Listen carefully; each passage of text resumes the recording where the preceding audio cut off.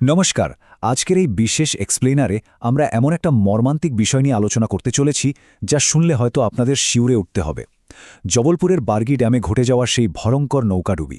এটা কিন্তু নিছক কোনো দুর্ঘটনা ছিল না, এটা ছিল পুরো সিস্টেমের একটা চরম ব্যর্থতার জ্বলন্ত প্রমাণ। আজ আমরা একদম সায়েন্টিফিক আর ফ্যাক্ট বেসড অ্যানালিসিস করব। ঠিক কি ঘটেছিল, কেন ঘটেছিল, আর এর পেছনে আসল দোষী কারা, তার A to Z সব খুঁটিনাটি আজ আমরা ডিকোড করব। এমনভাবে পুরো বিষয়টাকে সাজানো হয়েছে যাতে ছাত্রছাত্রী থেকে শুরু করে শিক্ষক সবার জন্য কনসেপ্টটা একেবারে জলের মধ্যে পরিষ্কার হয়ে যায়। তো চলুন শুরু করা যাক। ডেটা আর পরিসংখ্যানে যাওয়ার আগে চলুন সবচেয়ে মর্মান্তিক দৃশ্যটার কথা একটু কল্পনা করি। উদ্ধার কাজের সময় এমন একটা দৃশ্য সামনে এসেছিল যা দেখে উদ্ধারকারী থেকে শুরু করে সাংবাদিক সবার চোখে জল চলে এসেছিল। জলে ভাসছে একজন মায়ের প্রাণহীন দেহ, কিন্তু তার দুহাত তখনও নিজের সন্তানকে শক্ত করে জড়িয়ে ধরে আছে। ভাবা যায়, মৃত্যুর হিমশীতল স্পর্শ সেই মায়ের বাঁধন আলগা করতে পারেনি। এই একটা দৃশ্য কিন্তু বুঝিয়ে দেয় এই ট্র্যাজেডির মানবিক মূল্য ঠিক কতটা। ঠান্ডা খবরের আড়ালে এরা প্রত্যেকেই ছিলেন কারো না কারো আপনজন। তো আজকের এই পুরো আলোচনাটাকে আমরা মূলত 6টি ভাগে ভাগ করেছি। 1. Jabalpur Bargi dam tragedy. 2. দুর্ঘটনার ভয়াবহ সময়কাল। 3. নৌকাডুবির পেছনের বিজ্ঞান। 4. চরম গাফিলতি। 5. লাইফ জ্যাকেট কেন ব্যর্থ হল, এবং সবশেষে 6. এই মৃত্যুর আসল দায় কার। চলুন সরাসরি চলে যাই আমাদের প্রথম অধ্যায়, জবলপুর বার্গি ড্যাম দুর্ঘটনা। নর্মদা নদীর ওপর এই বার্গি ড্যাম কিন্তু এমনিতে মধ্যপ্রদেশের দারুণ একটা ট্যুরিস্ট স্পট। এই 21 গেটের বিশাল ড্যাম সাধারণ সময়ে বেশ শান্ত থাকে, কিন্তু বর্ষাকালে নর্মদা যখন ফুলে ফেপে ওঠে তখন এর রূপ হয়ে যায় একেবারে ভয়ঙ্কর। মধ্যপ্রদেশ ট্যুরিজমের আন্ডারে এখানে ক্রুজ আর বোট চলে, মানুষজন আনন্দ করতে আসে। কিন্তু এই আনন্দের সফর কিভাবে এক নিমেষে মৃত্যুপুরীতে বদলে গেল জানেন? সবচেয়ে গায়ে কাটা দেয়া বিষয়টা কি? মাত্র 300 মিটার। হ্যাঁ, নৌকাটা যখন ডুবতে শুরু করে তখন সেটা তীর থেকে মাত্র 300 মিটার দূরে ছিল, নিরাপদ আশ্রয় জাস্ট চোখের সামনে। এই সামান্য দূরত্বটুকু পার হতে পারলেই হয়তো এতগুলো প্রাণ অকালে ঝরে যেত না। এবার আমরা দেখব আমাদের দ্বিতীয় অধ্যায়, দুর্ঘটনার সেই ভয়াবহ সময়কাল। দেখুন, বড় কোনো বিপর্যয় কিন্তু 1 সেকেন্ডে ঘটে যায় না, এর পেছনে থাকে পরপর ঘটে যাওয়া কিছু ঘটনার একটা চেন। চলুন সেই অভিশপ্ত দিনের ঠিক 50 মিনিটের উইন্ডোটা একেবারে মিনিট ধরে ধরে মিলিয়ে দেখি। বিকেল 5:15, ক্রুজে যাত্রীদের বোর্ডিং শুরু হলো। 5:25 নৌকা ঘাট ছেড়ে জলের দিকে এগোলো। জাস্ট 10 মিনিট পর 5:35 আবহাওয়া হঠাৎ খারাপ হতে শুরু করল। 5:38 যাত্রীরা ভয় পেয়ে ক্রুজের বারবার ফিরে যাওয়ার ওয়ার্নিং দিলেন, কিন্তু কে শোনে কার কথা? সব সতর্কবার্তা ইগনোর করা হলো। এরপর 5:40 পরিস্থিতি একেবারে হাতের বাইরে চলে যায়। প্রবল ঢেউয়ের তোড়ে নৌকার ভেতরে জল ঢুকতে শুরু করে, আর ঠিক 5:50 চোখের পলকে পুরো নৌকাটা উল্টে যায়। 9টি তাজা প্রাণ চিরতরে হারিয়ে গেল। চলে আসছি তৃতীয় অধ্যায়ে, নৌকাডুবির পেছনের আসল বিজ্ঞান। দুর্ঘটনা তো ঘটল, কিন্তু ঠিক কেন ঘটল এর পেছনের ফিজিক্সটা বোঝা কিন্তু খুব জরুরি। যে কোনো ভাসমান বস্তুর ব্যালেন্স নির্ভর করে মূলত দুটো জিনিসের ওপর, সেন্টার অফ গ্র্যাভিটি বা ভারকেন্দ্র, আর সেন্টার অফ বয়েন্সি বা প্লবতা কেন্দ্র। তো হলোটা কি?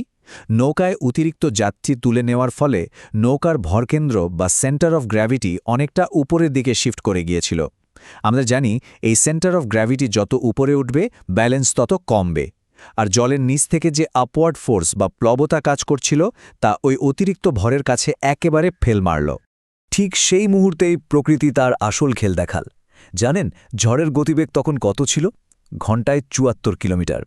একবার ভাবুন তো, এত তীব্র বেগে হাওয়া দিলে শান্ত জলরাশিও তো প্রাণঘাতী ঢেউয়ে রূপ নেবে, তাই না?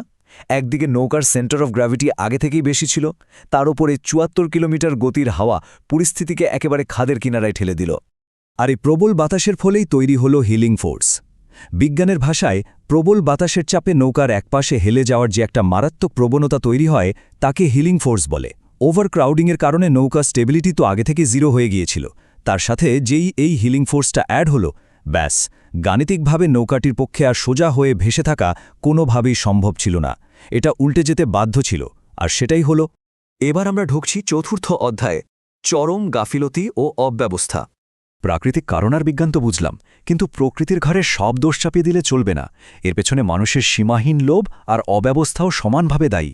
অফিসিয়াল নিয়ম আর বাস্তবের মধ্যে আকাশ পাতাল তফাৎ ছিল। খাতায় কলমে নৌকার ক্যাপাসিটি ছিল মাত্র 29 জনের, কিন্তু জানেন টিকিট কেটে কতজনকে ঢোকানো হয়েছিল? 43 থেকে 47 জনকে। শুধু তাই নয়, নিয়ম অনুযায়ী লাইফ জ্যাকেট পরা ম্যান্ডেটারি, অথচ সেগুলো লোয়ার কেবিনে দিব্যি তালাবন্ধ করা ছিল। আর ক্রু মেম্বার, তারা কেউ প্রফেশনাল বা ট্রেন ছিলেন না। তারা ছিলেন মূলত দিনমজুর, মানে কোনো এমার্জেন্সি হলে কি করতে হয় তার বিন্দুমাত্র আইডিয়াই তাদের ছিল না। এই পুরো বিপর্যয়টা না একদম একটা চেইন রিয়াকশনের মতো কাজ করেছে।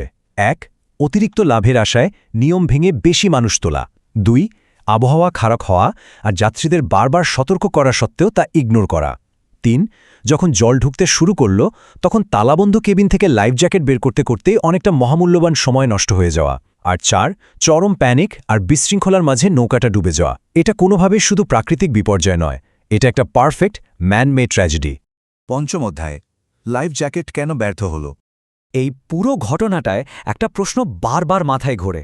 একদম শুরুতে ওই যে মায়ের কথা বলছিলাম, তিনি তো একটা লাল রঙের লাইফ জ্যাকেট পরেছিলেন, তাই না? তা সত্ত্বেও তিনি ডুবলেন কেন? এটা বুঝতে হলে আবার আমাদের সেই বিজ্ঞানের কাছেই ফিরতে হবে। দেখুন, একটা লাইফ জ্যাকেট অনেকটা হাওয়া ভরা বেলুনের মতো কাজ করে, যা একজন মানুষকে অনায়াসে ভাসিয়ে রাখতে পারে। কিন্তু যখন সেই একটা জ্যাকেটের ওপর দুজন মানুষের, মানে একজন মা আর একটা আতঙ্কিত শিশুর ওজন একসঙ্গে চেপে বসে আর বাঁচার জন্য তারা জলের মধ্যে ছটপট করতে থাকে, তখন সেই অতিরিক্ত ডাউনওয়ার্ড ফোর্স বা নিম্নাভিমুখী চাপের কাছে লাইফ জ্যাকেটের প্লবতা হার মেনে যায়। তখন ওই বেলুনটাই যেন একটা ভারী পাথরে পরিণত হয়ে তাদের সোজা নিচে টেনে নিয়ে যায়। আর এর পেছনের সবচেয়ে জঘন্য আর রাগ ধরানো কারণটা শুনবেন। ওই ছোট্ট বাচ্চাটার জন্য কোনো আলাদা লাইফ জ্যাকেটই ছিল না।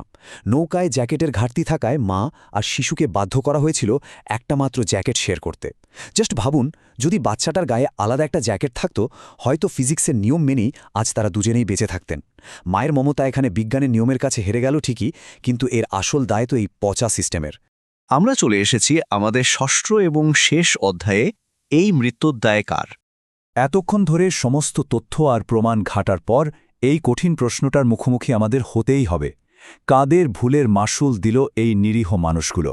এখানে দায়ে কিন্তু একজনের নয়। সবার আগে দায়ী সেই প্রাইভেট কন্ট্রাক্টররা, যারা নিয়ম নীতির তোয়াক্কা না করে শুধুমাত্র কিছু টাকার লোভে নৌকায় গাধাগাধি করে মানুষ তুলেছিল। এরপর দায়ী সেই অদক্ষ ক্রু মেম্বাররা, যারা যাত্রীদের ভয় আর খারাপ আবহাওয়ার ওয়ার্নিং একেবারে কানেই তোলেনি। আর তারপর ট্যুরিজম ডিপার্টমেন্ট আর প্রশাসন, তাদের কাজ ছিল রেগুলার অডিট করা, নিয়ম মানা হচ্ছে কিনা তা কড়া হাতে দেখা, আর ওই এলাকায় আপৎকালীন এসডিআরএফ টিমের উপস্থিতি নিশ্চিত করা। তারা এই দায়িত্ব পালনে ১০০% ব্যর্থ।